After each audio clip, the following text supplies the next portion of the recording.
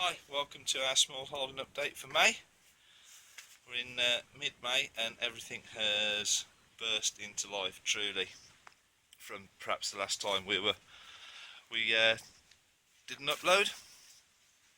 So these are all our, amongst flowers, sunflower seeds and a few other free seeds that we've collected over the time. That's just to fill the garden out. Red cabbage and cauliflower's coming on really well. And carrots are blossoming. Got to keep them wet though. In the polytunnel does dry out and the heat does get quite intense and makes things wilt, so there's a lot of watering going on, but fortunately we're on a borehole here and not a water meter, otherwise I would imagine it could become quite expensive having to water so many vegetables and flowers on a virtually daily basis at the moment. So what we've done with our peas is, in this bed we've put a bit of netting. You can see that we've put some netting up for the peas to climb up. We got a bit in a bit of a mess with them last year because we didn't really manage them properly. So hopefully that'll work better for us, and I'll be able to crop our peas far better. They were all in a muddle and we missed an inordinate amount of crop, I think. Celery's doing well, and so too are the melons.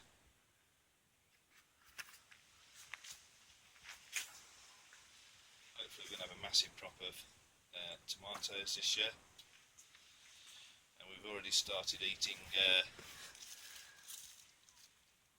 radishes in our salads, which is great. And the celeriac are doing far better than they were last year. Again, we struggled with the celeriac due to the poor light. We've put nematoids into the soil here.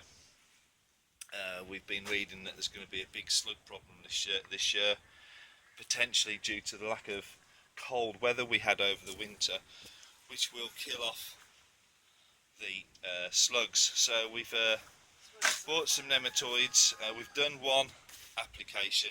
You have to do them every 6 weeks. So what we plan to do in the next couple of weeks, when we reapply the nematoids, basically mixing a sand-based product into a watering can full of water and sprinkling it. We'll go through that process.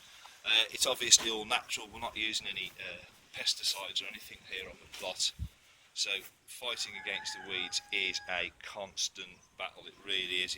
It's hard going sometimes, and it can be a bit demoralising, especially when you're putting seedlings in and you can't tell the seedling from a weed. But the asparagus has just about started. We've cropped our first lot yesterday. But again, it's for the third year now. At the moment, we're really disappointed in how it's performed. So we're thinking about moving it to another part of the small holding, perhaps in a sunnier site. Broad beans are coming on. Of course, some of these were planted in December to give them a kick start, and others planted afterwards. And I don't know if there's a difference, to be perfectly honest with you. They've all come on pretty quickly. Getting some flowers on there now, which will produce the beans. We've also put the nematoids in this bed outside, as well as using the nematoids in the polytunnel.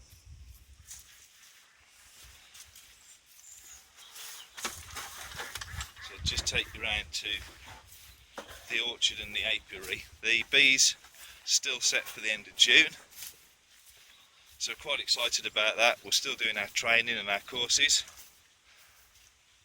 And the orchard, we've had some really good blossom this year, and at the moment, fingers crossed, the wind hasn't blown it all off and the blossoms pollinated, and hopefully we'll get some as much fruit as we did, or better fruit than we did last year. The apples did really well, the pear and cherry not so well, but the raspberries look fantastic. This is the third year in now, so we'd obviously expect a greater crop,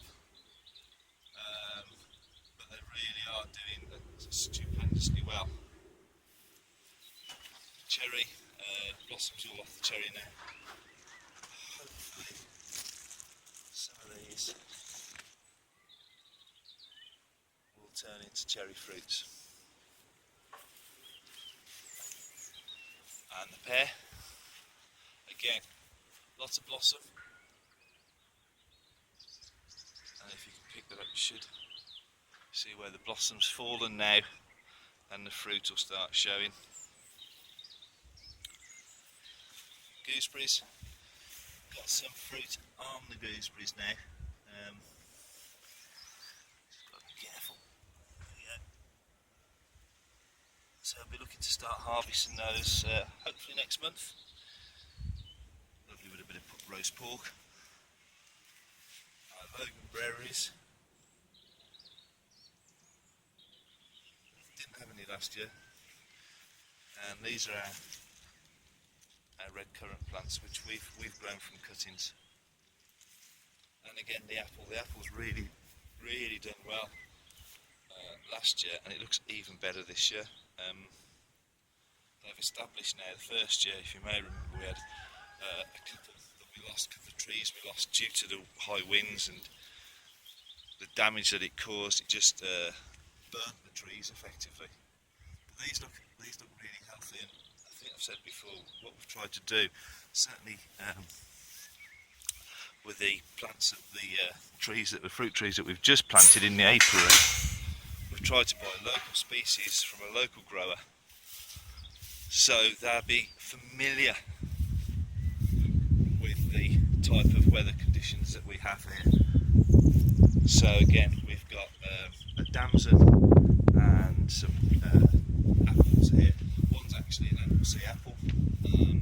So looking forward to succeeding with that and eating the fruit later on in the autumn.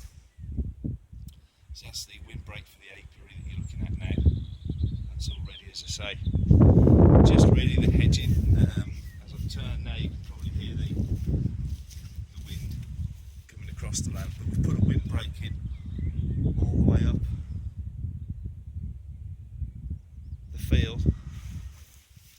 Again, just to protect the hedging that we've been busily planting in the spring this year. But that's all looking really healthy.